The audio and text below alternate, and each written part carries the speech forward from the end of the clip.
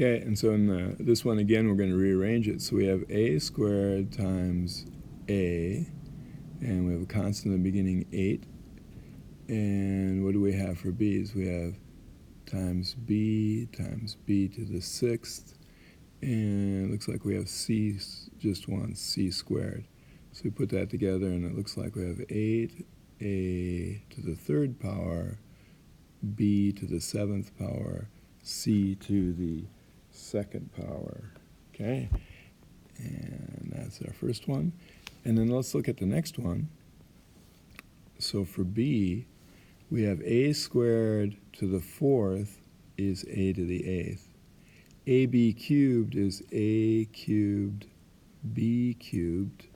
Why is that? Well, if you had ab cubed, it's ab times ab times ab. So if you rearrange that, you have a to the 3rd power, b to the 3rd power, right? Okay, so now next we've got c cubed. Okay, so we've got to put these two guys together. We've got, that's a to the 11th power, b cubed, c cubed. Okay, and there we go, that's the second one.